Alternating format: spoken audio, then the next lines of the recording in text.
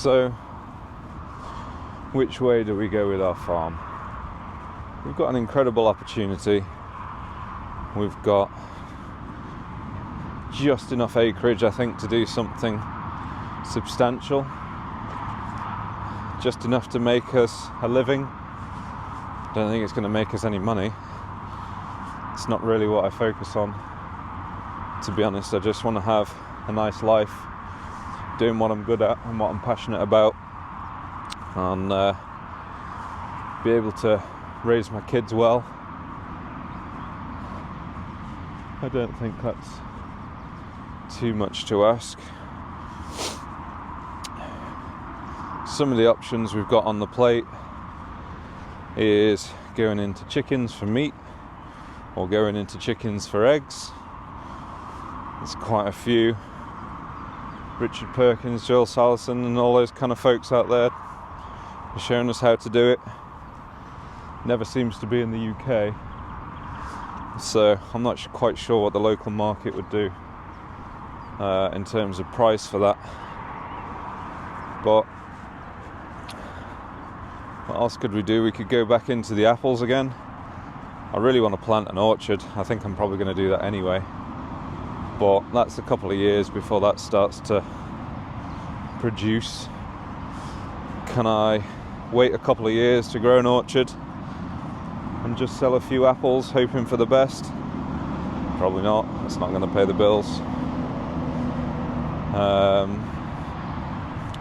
Maybe something like a Patreon or a subscription model to come and access, like a pick your own style thing, so people that really want the good produce and are willing to support us from the start would have access to that. It's not a bad idea. I thought quite a bit about that.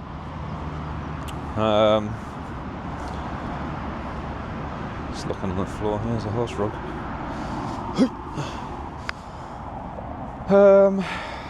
Apple juice. My dad's still making the apple juice.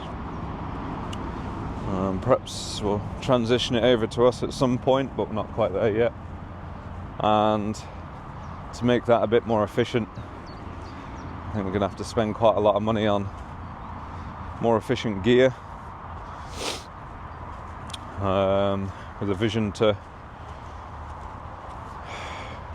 do other things apart from just the apple juice. I think we're going to have to do a multitude of things to make a living, for me and the wife, and probably going to have to employ someone, even if it's temporary or part-time, just because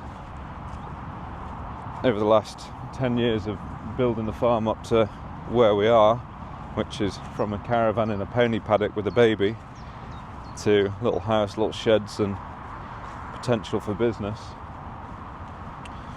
we've used up a lot of our time with the kids as they've been younger, being busy on the farm building stuff. So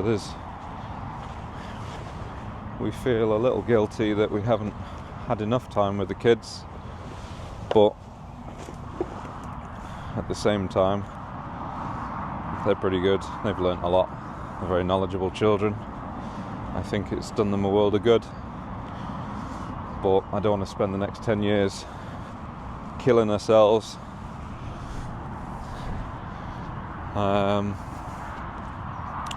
just to build a business that doesn't really pay the bills. It's not the way it should be.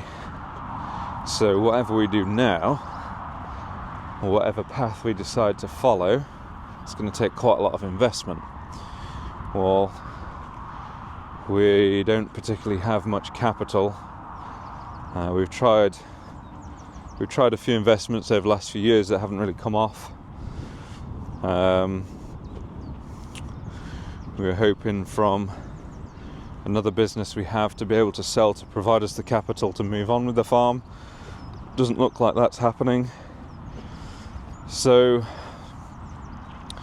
one of the last methods of finding capital, which seems to be the hard bit that no one particularly talks about all that much, might be something along the lines of remortgage business finance, something along those lines.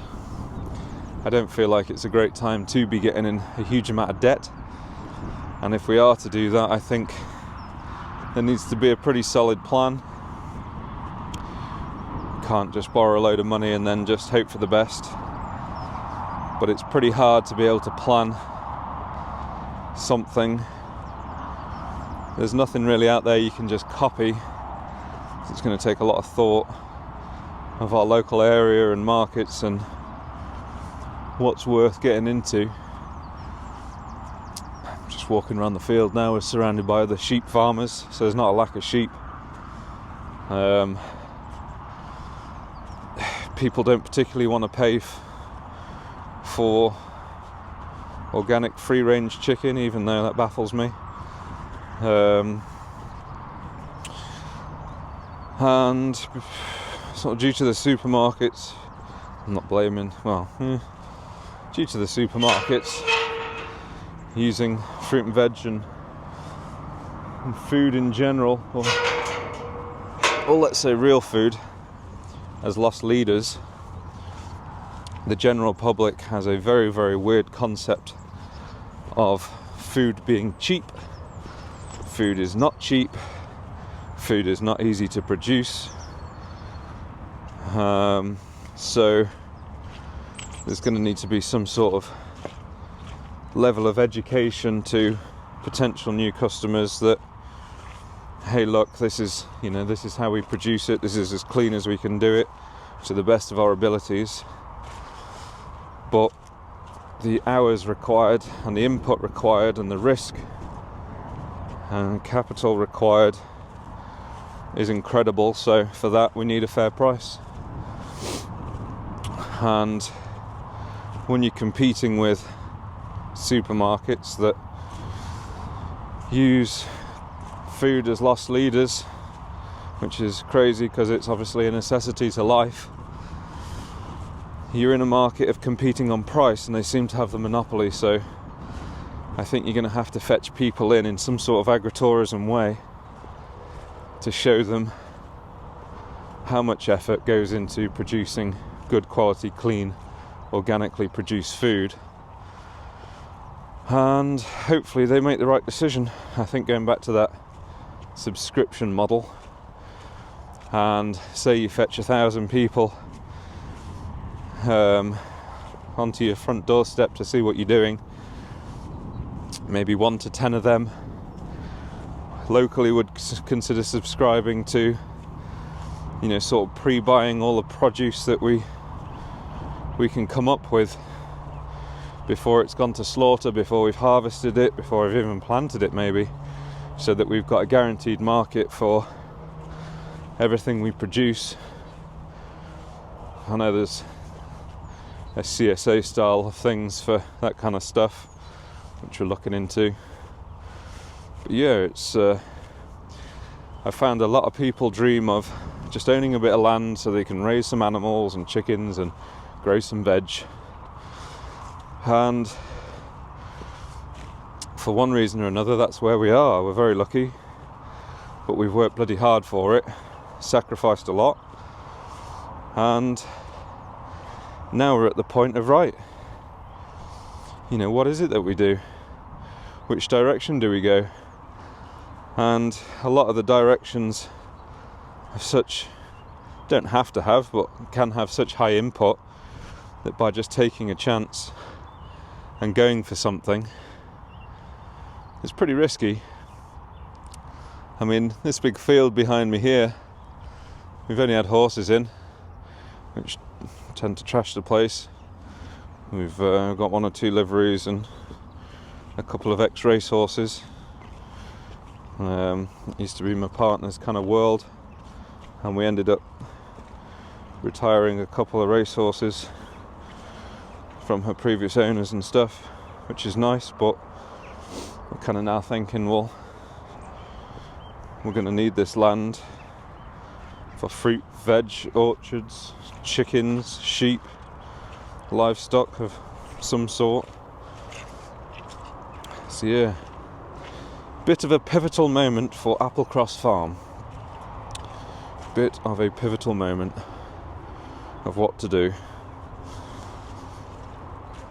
If you have any ideas or would like to put in any input, please leave those in the comments.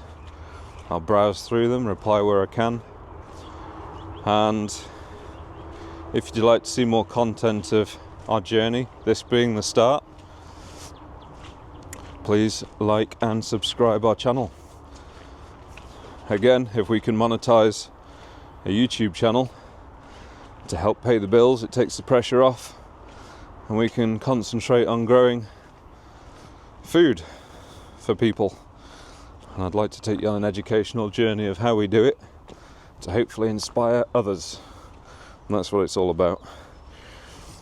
We're not going to save the food industry by just one or two people doing it.